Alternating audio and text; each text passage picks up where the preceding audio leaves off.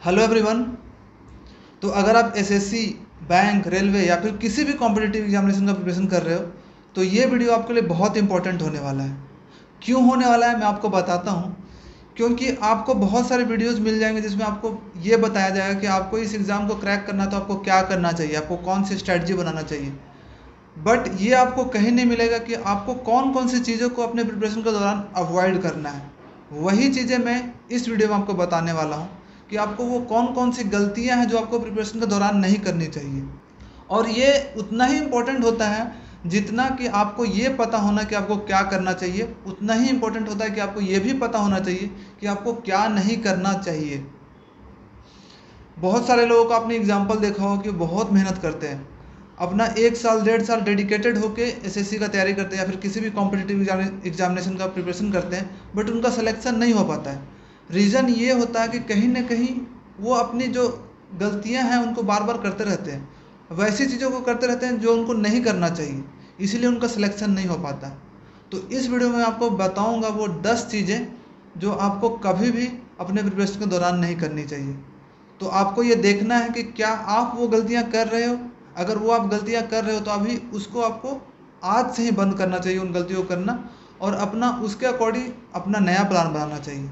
ठीक है, तो चलिए शुरू करते हैं। और हाँ, आप कमेंट बॉक्स में ये ज़रूर लिखना कि आप कौन कौन सी गलतियाँ कर रहे थे और आप कौन कौन सी गलतियाँ को सुधारोगे।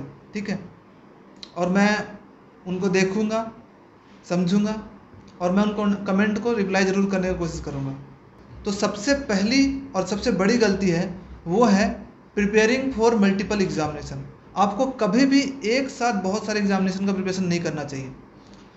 ये नहीं कि आपको एक साथ एसएससी का भी प्रिपरेशन कर रहे हैं, एक साथ फिर बैंक का भी कर रहे हैं, रेलवे का भी कर रहे हैं, साथ में एक साथ लेकर चल रहे हैं। ऐसा आपको बिल्कुल नहीं करना चाहिए। आपको सबसे पहले एक एग्ज़ाम पे फोकस करना चाहिए। अगर आपको एसएससी का प्रिपरेशन करना है तो आप एसएससी करो, बैंक करना तो बैंक करो, अगर रेलवे का प्रिपरेशन करना है तो वो करो। एक बार जब आपका प्रिपरेशन ख़त्म हो जाता है या फिर आप कर लेते हो अच्छे से, उसके बाद आप स्विच कर सकते हो, क्योंकि आपका वही प्रिपरेशन बाकी के एग्ज़ाम में भी काम आता है। लेकिन आप प्रिपरेशन के बीच में ही कभी इसका एग्ज़ाम दे रहे हो, कभी उसका एग्ज़ाम दे रहे हो, ये बहुत बड़ी गलती आपके लिए साबित हो सकती है। तो आपको ये गलती नहीं करनी चाहिए। एक टाइम पे सिर्फ एक एग्ज़ाम पे फोकस। उसके बाद दूसरी बड़ी गलती है वो है multiple books for same subject. बहुत सारे एस्पिरेंट्स को मैंने देखा है कि एक एक सब्जेक्ट के लिए 5-5, 6-6 बुक्स रखते हैं और सब को थोड़ा थोड़ा पढ़कर छोड़ देते हैं। एक से सेटिस्फैक्शन नहीं मिलता है, फिर दूसरे बुक में स्विच कर जाते हैं। उनको मार्केट में कोई नई बुक मिलती है सेम सब्जेक्ट की तो उसको ले आते हैं, फिर किसी टीचर ने अगर रिकमेंड कर दिया तो उसे ले आते हैं और किसी एक बुक को अच्छे से नहीं करते हैं। तो ये बहुत बड़ी मिस्टेक है। आपको एक अच्छी सी, एक या दो अच्छी बुक रखनी है एक सब्जेक्ट में और उसी को मल्टीपल टाइम्स करने हैं। एक स्टैंडर्ड बुक रखना है जो मार्केट में चल रहा है। आपको पहले ये पता लगाना है कि कौन सा ऐसा बुक है जिसमें कि सारा सिलेबस कवर है, अच्छे से दिया हुआ है, मैं इसको अच्छे से पढ़ सकता हूँ। वो बुक आपको एक या दो बुक पिक कर लेना है सभी सब्जेक्ट में और बस उसी को अपना बाइबल मानना है और उसी को मल्टीपल टाइम्स करना है, और आपका वही बुक आपको सिलेक्शन दिलवाएगा, ना कि 4 बुक 5 बुक आप कर रहे हो और किसी को अच्छे से नहीं कर रहे। तो ये बहुत बड़ी गलती होती है। उसके बाद तीसरी बड़ी गलती है वो है फ्रेंडशिप विथ नेगेटिव पीपल, या फिर जो कि एग्ज़ाम के लिए सीरियस नहीं है उनके साथ फ्रेंडशिप करना। तो आपको हमेशा अपने प्रिपरेशन के दौरान नेगेटिव लोगों से बचना है, जो कि एग्ज़ाम के लिए सीरियस नहीं है उनसे बचना है। क्योंकि मैंने बहुत सारे ऐसे लोगों को देखा है, अपने कोचिंग में ही देखा है, मैं जहाँ पे कोचिंग जाता था, कि उनका एक अलग ग्रुप है 5-6 लोगों का। वो बस उनका काम क्या है, क्लास में आना, कमेंट पास करना, इधर उधर घूमना, वापस चले जाना, कभी क्लास बंक करना या फिर एसएससी की बुराई करना या फिर टीचर की बुराई करना, बस उनका यही काम होता था और बस अपना टाइम पार कर रहे थे। तो आपको इन लोगों के साथ नहीं रहना। मैं जैसे ही कोचिंग ज्वाइन किया था मैंने सबसे पहले ये देखा कि कौन स्टूडेंट है जो कि सीरियस है। मैंने उन 2-3 लोगों को पहले पिक किया, एक वीक ऑब्जर्व किया कि हाँ ये लोग अच्छे से अपना अटेंटिव होकर के क्लासेस करते हैं और ये पॉजिटिव है, अपना पढ़ाई में मतलब है उनको और कुछ से नहीं मतलब है। मैं उनके साथ फ्रेंडशिप किया था और उसका मुझे रिजल्ट मिला था, उनका भी सिलेक्शन हुआ और मेरा भी सिलेक्शन हुआ। तो आपको ये ज़रूर करना है कि आपको नेगेटिव लोगों से अभी बचना है, क्योंकि किसी पर्सन का एक नेगेटिव कमेंट्स आपके प्रिपरेशन को पूरा ख़त्म कर सकता है और आपके पूरा माइंड को चेंज कर सकता है। आप प्रिपरेशन भी छोड़ सकते हो। इसलिए आपको अभी नेगेटिव पर्सन से बचना है और उनको अवॉइड करना है, उनसे दूरी बनाना है। उसके बाद चौथी मिस्टेक कि अपना नोट्स कॉपी नहीं बनाना। बहुत सारे ऐसे लोग करते हैं कि वो अपना नोट्स कॉपी नहीं बनाते हैं, दूसरे लोगों से नोट्स कॉपी मांग लेते हैं, पीडीएफ का प्रिंट आउट करवा लेते हैं या फिर कुछ कर लेते हैं, लेकिन अपना नोट्स कॉपी बनाने से वो कतराते हैं। उनको लगता है कि बहुत ज़्यादा टाइम लग जाएगा, बहुत मेहनत करना पड़ेगा, टाइम का वेस्टेज है, पर ऐसा नहीं होता है। एसएससी का इतना ज़्यादा भी नोट्स कॉपी आपको नहीं बनाना है कि बहुत ज़्यादा टाइम लग जाएगा। सिर्फ 2 कॉपी बनानी होती है सब सब्जेक्ट में। आपको मैथ्स में 2 कॉपी बनानी पड़ेगी आपको, लेकिन इंग्लिश में तो आपका 1 कॉपी में ही आपका काम चल जाएगा। इसी तरह से रीजनिंग में भी तो आधे कॉपी में आपका काम चल जाएगा। और जीके थोड़ा सा वास्ट है, उसमें ज़्यादा टाइम थोड़ा लगता है। तो आपको अपना नोट्स कॉपी ज़रूर बनाना चाहिए, बहुत अच्छे से बनाना चाहिए, क्योंकि आपका जो वेपन है आपका नोट्स कॉपी है, वही आपका काम आएगा। एसएससी अगर एक जंग है तो जो आपके लिए वेपन है वो आपका नोट्स कॉपी है। तो अपने वेपन को बहुत स्ट्रॉन्ग रखना बहुत ज़रूरी है, क्योंकि जब आपका लड़ाई में जाओगे तो अपने वेपन जो है उसी को अच्छे से पॉलिश करके, उसी को रिवाइज करके जब जाओगे तो वही काम आएगा। तो अपना नोट्स कॉपी आप ज़रूर बनाना, बहुत अच्छे से बनाना, सभी सब्जेक्ट का बनाना।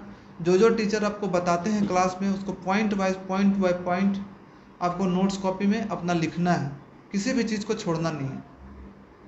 ठीक है, तो आपको ये गलती नहीं करनी है कि आपको नोट्स कॉपी नहीं बनाना है। उसके बाद 5वीं मिस्टेक है मल्टीपल सोर्सेस ऑन यूट्यूब। आजकल बच्चे लोग क्या कर रहे हैं, मैं देख रहा हूँ कि अगर मैथ्स देखना होता तो वो 5-5 टीचर के लेक्चर्स को देखते हैं। गगन प्रताप हो गया, राकेश यादव हो गया, पता नहीं और कौन कौन से टीचर्स हैं, सभी को एक साथ देखते हैं। तो आपको ये नहीं करना है। आपको सबसे पहले एक टीचर को पिक करना है जो आपका फेवरेट है, जो आपको जिससे आपको समझ में आता है, और सबसे पहले उन्हीं को कंप्लीट करना है, उनसे 100% लेना है। उसके बाद जब उनका आपको हो जाए, आपको लग रहा है कि मैंने इनसे जितना भी नॉलेज लेना था, ज्ञान लेना था, मैंने ले लिया, उसके बाद अपने आप को, अपने नॉलेज को इन्हांस करने के लिए आप दूसरे टीचर पे शिफ्ट हो सकते हो, थोड़ा उनका ट्रिक्स देख सकते हो, कुछ चीज़ें देख सकते हो। पर ये नहीं करना कि कभी इस सोर्स में जा रहे हैं, कभी उस सोर्स में जा रहे हैं, आप ही कन्फ्यूज हो कि कहाँ से आपको करना चाहिए। तो सबसे पहले ये क्लैरिटी लाओ कि मुझे मैथ्स कौन से सब्जेक्ट टीचर से पढ़ना है, इंग्लिश कौन से टीचर से पढ़ना है, रीजनिंग कौन से टीचर से पढ़ना है, और जीके कहाँ से पढ़ना है। सबसे पहले ये क्लैरिटी लाना ज़रूरी है कि आपको कौन कौन से टीचर्स को चूज़ करना है या फिर सोर्सेस को चूज़ करना है। आपको गाइडेंस लेना है तो आपको गाइडेंस कहाँ से लेना है, आपको गोल्डन सर से लेना है या फिर किसी और से लेना है, आपको ये भी देखना पड़ेगा, क्योंकि उनका गाइडेंस का तरीका और मेरा अलग होगा। तो कॉन्फ्लिक्ट नहीं होना चाहिए कभी भी, आपके मन में क्लैरिटी होनी चाहिए, आपके माइंड में क्लैरिटी होनी चाहिए। ठीक है, उसके बाद जो 6th मिस्टेक है वो है नॉट गिविंग मॉक टेस्ट। तो बहुत सारे बच्चे ऐसे होते हैं जो कि जिनका सिलेबस जब तक कंप्लीट नहीं होता है वो मॉक टेस्ट स्टार्ट नहीं करते हैं देना। तो ये बहुत बड़ी गलती है, आपको ऐसा नहीं करना चाहिए। आपको अपना मॉक टेस्ट कब से देना स्टार्ट कर देना चाहिए, जब से आपने प्रिपरेशन स्टार्ट किया तभी से आपको कर देना चाहिए। पता है कि आपका स्टार्टिंग में मार्क्स कमेगा, लेकिन मार्क्स यहाँ पे मैटर नहीं करता है। आपको ये मैटर करता है कि आप नए नए क्वेश्चंस देख रहे हो, जो एग्ज़ाम का पैटर्न है आप उसे समझ रहे हो, किस किस टाइप के क्वेश्चन पूछे जा रहे हैं वो कर रहे हो। मान लो आपने 2-2, 3-3 चैप्टर सभी सब्जेक्ट के पढ़ लिए, तो आपको ये टारगेट करना है कि मॉक में मैंने जो चैप्टर पढ़ लिया है कम से कम उनका क्वेश्चन मेरे से नहीं छूटना चाहिए। ठीक है, वो आपका टारगेट होना चाहिए हर। और वीकली आपको स्टार्टिंग में वीकली 1 मॉक टेस्ट देना है। उसके बाद जैसे जैसे आपका प्रिपरेशन लेवल बढ़ता जाए और आपका सिलेबस कंप्लीट होते जाए, उसका मॉक की संख्या को आप बढ़ा सकते हो। फिर 2 मॉक वीक में देना, फिर 3 मॉक, लेकिन जब सिलेबस कंप्लीट हो जाए फिर हर दिन 1-1 मॉक टेस्ट दे सकते हो। फिर जब एग्ज़ाम का बहुत नज़दीक आ गए हो आप तो 2 मॉक 3 मॉक भी दे सकते हो डेली। ठीक है, तो मॉक टेस्ट बहुत इंपॉर्टेंट है, यही आपके वीकनेसेस को बताएगा, यही आपको ग्रोथ करवाएगा और यही आपको रिजल्ट देगा। टारगेट लेके चलना है कि 150 plus mock test pre exam के लिए आपको देना है। तो ये गलती आपको नहीं करनी है कि मॉक टेस्ट नहीं देना है, मेरा मार्क्स कमेंगे, डिमोटिवेट हो जाऊंगा, ये सब कोई बात नहीं। ये सब चीज़ें होगी आपके साथ, लेकिन आपको ये झेलना है, अपने आप को मेंटली स्ट्रांग बनाना है। ये सब चीज़ें आपको मेंटली स्ट्रांग बनाती है। ठीक है, मार्क्स आपके मॉक्स में अप एंड डाउन आएंगे, कभी मार्क्स आपका ज़्यादा आएगा, कभी सडन डाउन हो जाएगा। तो वहाँ पे आपका मेंटल टफनेस को चेक किया जा रहा है। ठीक है, उसके बाद जो 7th मिस्टेक है वो है नॉट फॉलोइंग हेल्दी रूटीन। तो तो बहुत सारे ऐसे लोग करते हैं कि जब प्रिपरेशन करने लगते हैं तो वो उनका धुन बन जाता है कि मुझे सिर्फ पढ़ना है पढ़ना है, खाने पीने का ध्यान नहीं देते हैं, अपना एक्सरसाइज पे ध्यान नहीं देते हैं, सिर्फ वो पढ़ाई करते जाते हैं। पर बाद में पता चलता है कि उनका इम्यूनिटी लेवल कम जाता है, आगे जाके बीमार पड़ जाते हैं। 14 दिन उनका 10 दिन 12 दिन 2 वीक बीमार में ही चला जाता है। तो आपको अपने पढ़ाई के साथ साथ अपने हेल्थ पे भी ध्यान देना ज़रूरी है। आपको बहुत इंपॉर्टेंट है कि आपको अपने हेल्थ पे ध्यान देना है। आपको डेली आपको कुछ ना कुछ एक्सरसाइज करना है। आप वॉक कर सकते हो सुबह सुबह सिर्फ, और साथ में आपको मेडिटेशन भी करना है। मैक्सिमम बच्चे मेडिटेशन नहीं करते या फिर मैक्सिमम पर्सन मेडिटेशन नहीं करते, पर मेडिटेशन एक ऐसा चीज़ है जिससे कि आपका मेंटल टफनेस बहुत इम्प्रूवमेंट होता है, मेंटल टफनेस बढ़ जाता है। आप काम रहोगे, रिलैक्स रहोगे, आपका दिन भी अच्छा जाएगा। अगर आप सुबह सुबह 10 मिनट मेडिटेशन कर लेते हो तो आपका दिन भर पीसफुल जाएगा, शांत जाएगा। आपके माइंड में बहुत ज़्यादा ओवर थिंकिंग नहीं आएगा, थॉट्स नहीं आएंगे। तो आपको मेडिटेशन भी करना चाहिए। आपको अपने हेल्थ को कभी भी कॉम्प्रोमाइज़ नहीं करना है, हेल्थ पे फोकस ज़रूर करना है, क्योंकि सबसे बड़ा एसेट जो आपके लिए है वो आपका बॉडी एंड माइंड ही है। उसके बाद सारी चीज़ें सेकेंडरी है। तो हमेशा अपने माइंड को भी आपको ख्याल रखना है और बॉडी को भी ख्याल रखना है। माइंड के लिए आपको मेडिटेशन करना है और बॉडी के लिए आपको थोड़ा एक्सरसाइज करना है, जो भी आप कर सकते हो। वॉक तो सभी कर सकते हैं, थोड़ा जॉग कर सकते हो, सुबह जाकर स्ट्रेच कर सकते हो, लेकिन आपको ये ज़रूर करना है। उसके बाद 8th जो है वो है सोशल मीडिया। आजकल सोशल मीडिया इतना ज़्यादा एडिक्टिव हो गया है कि अगर आप उसमें एक बार लग गए तो आपको पता भी नहीं चलेगा, आपके 2-3 घंटे चले जाएंगे। रील्स आ गए, छोटे छोटे वीडियो इतना इंटरेस्टिंग आ गया कि बस स्वाइप अप करके रील्स देखते जाओ, शॉर्ट्स वीडियो देखते जाओ। इंस्टाग्राम पे रील्स, फेसबुक पे वीडियोस, चारों तरफ वीडियोस ही हैं जो कि हमारा अटेंशन को अट्रैक्ट करता है, हमें अपने गोल से भटकाता है। तो आपको ये गलती नहीं करनी चाहिए। हो सके तो आप बहुत सारे सोशल मीडिया को अभी बंद कर दो जो नेसेसरी नहीं। अगर आप चालू भी रखते हो तो आप सिर्फ लिमिटेड चीज़ों को रखो। जैसे कि मैंने सारा एक्टिव रखा था, मैं अपने प्रिपरेशन के दौरान अपना व्हाट्सएप भी मेरा था, फेसबुक भी मेरा पेज था, ठीक है, इंस्टाग्राम नहीं था मेरा उस टाइम पे, टेलीग्राम भी नहीं था। बट फेसबुक पे मेरा सिर्फ पेजेस क्या था, एसएससी ट्यूब, क्यू मैथ्स, जो एसएससी से रिलेटेड था, बस उन्हीं पेजेस को फॉलो करता था और बस अपना कुछ कुछ फीड देखता था। व्हाट्सएप पे भी मेरा क्या था, कुछ कुछ चैनल्स थे जो कि मेरा ग्रुप था, अपना एसएससी का ग्रुप था, बैचेस का, मेरा फ्रेंड्स का ग्रुप था, वो था, और बाकी बहुत कम लोगों से मैं इंटरेक्ट करता था अपने प्रिपरेशन के दौरान। तो आपको भी यही करना है। अभी सोशल मीडिया को आपको अवॉइड करना है, आपको उसके एडिक्टिव जो जाल है, जो नेट है, उससे बचना है, क्योंकि ये खींच लेता है। आजकल का जो सोशल मीडिया ऐसा है कि आप नहीं भी ध्यान देना चाहोगे तो उधर आप चले जाओगे। तो आपको उसको इंस्टॉल ही नहीं रखना, आपको डिलीट कर देना है जो इम्पोर्टेंट नहीं है। टेलीग्राम अगर आपके लिए इम्पोर्टेंट है तो टेलीग्राम में बस वही चैनल्स आपको, ग्रुप को रखना है जो आपके लिए हेल्पफुल हो सकता है, आपको गोल को अचीव करने में आपको मदद कर सकता है, ठीक है। आपको अगर टाइम इन्वेस्ट करना है तो आप क्विज देख सकते हो, मोटिवेशनल वीडियोस देख सकते हो। मोटिवेशनल वीडियो से हमेशा आपको मोटिवेशन मिलेगा आगे बढ़ने के लिए। आप अपने सब्जेक्ट के वीडियोस पढ़ सकते हो, इंग्लिश इंप्रूवमेंट के लिए कुछ इंग्लिश के वीडियोस देख सकते हो। लेकिन सोशल मीडिया में 1-1 मिनट का जो वीडियोस होता है उनको आपको अवॉइड करना है, या फिर इधर उधर की वीडियोस को जो आपको गोल की तरफ आपको मूव नहीं करवा रहा, उसको आपको ज़रूर अवॉइड करना चाहिए। उसके बाद जो 9th मिस्टेक है वो है हमारा कंफर्ट जोन, या फिर हमारा हैबिट भी बोल सकते हैं, कि हम अभी अपने कंफर्ट जोन में ही रहना चाहते हैं, अपने कंफर्ट जोन से बाहर नहीं जाना चाहते हैं, और हम अपने हैबिचुअल जो करते आ रहे हैं वही करना चाहते हैं। तो आपको उसको ब्रेक करना पड़ेगा। अगर आपको अपने लाइफ को चेंज करना है तो अपने एक्टिविटीज़ को भी चेंज करना पड़ेगा, अपने एक्शंस को भी चेंज करना पड़ेगा। तो उसमें सबसे बड़ा हैबिट क्या होता है कि हम नो नहीं बोल पाते हैं किसी को। अगर हमारे फ्रेंड्स होते हैं, क्लोज फ्रेंड्स, वो बोलते हैं कि चलो घूमने चलना है, कहीं पे इधर उधर करना है, एक दिन के लिए कहीं बाहर चलते हैं, तो हम उनको ना नहीं कर पाते। आपको नो बोलना सीखना आना पड़ेगा। ये समझिए आपके लिए एक सेक्रीफाइस है जो आप अपने गोल्स को अचीव करने के लिए कर रहे हो, और यही सेक्रीफाइसेस आपको आपके रिजल्ट तक पहुंचाएगा। और ये सभी लोग करते हैं, जो लोग सिलेक्शन लेते हैं ये सेक्रीफाइस करते हैं। छोटा मोटा इधर उधर जाना, फंक्शन में जाना जो कि आपको इम्पोर्टेंट नहीं है, उसे आपको अवॉइड करना ही पड़ेगा। उसके बाद 10th mistake, last but not the list, वो है नॉट डूइंग रिवीजन। तो ये बहुत बड़ा मिस्टेक होता है जो लोग करते हैं। वो क्या करते हैं कि आगे बढ़ते जाते हैं, अपना सिलेबस कंप्लीट करते जाते हैं, उनका टारगेट होता है किसी न किसी तरह से सारा सिलेबस कंप्लीट करना है, उसके बाद फिर से रिवीजन करेंगे। ऐसा नहीं करना आपको। आपको जो चैप्टर कर रहे हो उसको करते भी जाना, साथ में उसका टाइम टू टाइम आपको रिवीजन भी करना है।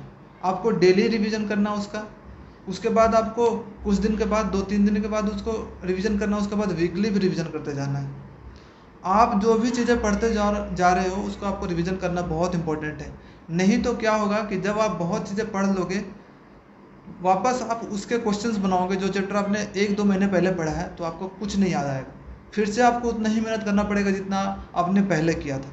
तो इसीलिए आप छोटा छोटा अगर एफर्ट दोगे, 1-1 2-2 घंटे का भी डेली दोगे एफर्ट, तो आपका चीज़ें कंप्लीट होता जाएगा। तो आपको रिवीजन ज़रूर करना है। रिवीजन के लिए सबसे बेस्ट क्या है, एक तो आपको डेली करना है, जो भी चीज़ें पढ़े उसको दोबारा उसी दिन पहले करना है, उसके बाद नेक्स्ट डे थोड़ा सा करना है, उसके बाद एक वीक के बाद उसको करना है, फिर उसके बाद 2 वीक के बाद करना है, ऐसे आपको करना है। साथ में आपको मॉक टेस्ट देना है। मॉक टेस्ट देने से क्या होता है कि जितने भी चैप्टर आप पढ़ चुके हो उससे 1-2 क्वेश्चन आपका मॉक में आता रहता है।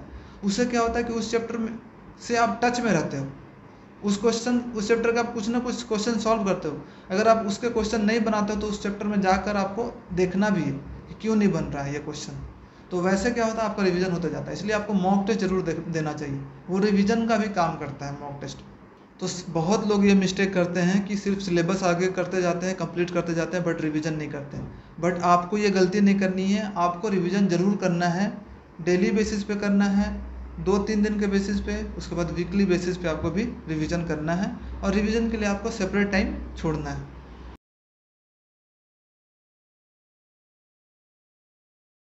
वो है फॉरगेटिंग योर गोल। तो बहुत सारे एस्पिरेंट्स ये करते हैं कि वो अपने गोल्स को ही भूल जाते हैं। वो आगे बढ़ते जाते हैं, बट उनको पता नहीं होता कि आप वो किस डायरेक्शन में जा रहे हैं, सिर्फ प्रिपेयर करते रहते हैं। बट आपको हमेशा अपने गोल्स को याद रखना है। आपको ये याद जरूर रखना है कि आपको कौन सा पोस्ट चाहिए और आप वो पोस्ट क्यों पाना चाहते हो, ये भी आपको पता होना चाहिए। आप अपने फैमिली के लिए करना चाहते हो, अपने पेरेंट्स के लिए करना चाहते हो, अपने कजन्स के लिए करना चाहते हो, अपने लिए करना चाहते हो, क्यों करना चाहते हो, उसका पर्पस भी आपको अच्छे से पता होना चाहिए। तभी आप सही डायरेक्शन में मूव करते जाओगे, तभी आपको इंटरनल मोटिवेशन आपको मिलेगा। सिर्फ आगे बढ़ते रहने से काम नहीं करना पड़ेगा, बीच बीच में आपको अपने गोल्स को याद करना पड़ेगा, जो कि आपको हमेशा सही राह दिखलाएगा। अगर आप कहीं गलत राह पे निकल भी गए हो तो डायरेक्ट वो फिर से आपको सही डायरेक्शन दिखाएगा कि आपको इस डायरेक्शन में जाना चाहिए। तो आपको हमेशा अपने गोल्स को अपने आँखों के सामने रखना चाहिए। हमेशा एक पेपर में जहाँ पे स्टडी टेबल है आपका, वहाँ पे गोल लिखा होना चाहिए। हमेशा डे बाय डे आपको अपने गोल्स को रिपीट करना है, अपने आप को विजुलाइज करना है कि आप अपने गोल्स को अचीव कर लेते हो तो आपको कैसा लगता है। तो ये चीज़ें आपको ज़रूर करनी है, अपने गोल्स को पकड़ के ज़रूर रखना है आपको। तो ये थे कुछ भारी मिस्टेक जो कि आपको अपने प्रिपरेशन के दौरान नहीं करना चाहिए। अगर आप ये मिस्टेक करते हो तो ये आपके लिए बहुत ही घातक हो सकता है, एक ब्लंडर हो सकता है जो आपको अपने सक्सेस, अपने गोल तक पहुंचने से आपको रोक सकता है। तो आपको इन गलतियों को ज़रूर अवॉइड करना है, इनसे आपको दूरी बना कर रखनी है। इनको आपको नोट डाउन करके बार बार अपने आप को रिमाइंड कराना है कि कहीं आप इन गलतियों को कर तो नहीं रहे हो। अगर आप उन गलतियों को कर रहे हो तो आपको अपना रास्ता तुरंत चेंज करना पड़ेगा, नहीं तो आगे का रास्ता आपके लिए बहुत मुश्किल हो जाएगा। हो सकता है आपका इस बार जो सिलेक्शन होने वाला हो आपका वो नेक्स्ट ईयर हो। तो इन मिस्टेक को आपको ज़रूर अवॉइड करना है। तो आई होप आपको इस वीडियो से कुछ ना कुछ ज़रूर फ़ायदा हुआ होगा, कुछ ना कुछ इन्फॉर्मेशन ज़रूर मिला होगा, जिससे कि आप अपने प्रिपरेशन को और अच्छे से कर सको, और कॉन्फिडेंटली कर सको, और मोटिवेशन के साथ कर सको, और सही डायरेक्शन में कर सको। तो अगर आपको ये वीडियो अच्छा लगा हो तो इस वीडियो को ज़रूर लाइक एंड सब्सक्राइब कर दें, क्योंकि आपके like and subscribe and comment से ही मुझे मोटिवेशन मिलता है। उसी से मोटिवेशन मिलता है कि मैं आप लोगों को और हेल्प करूं। बहुत लोगों को जब ये मैं देखता हूँ लिखते हुए कमेंट कि सर मुझे बहुत फ़ायदा हो रहा है, मुझे अच्छा लग रहा है, तो मुझे और मोटिवेशन मिलता है। सो प्लीज़ मुझे भी आप लोग मोटिवेट करते रहें, लाइक एंड सब्सक्राइब करते रहें। तो जल्दी मिलते हैं एक नए वीडियो के साथ और नए मोटिवेशन के साथ। जय हिंद।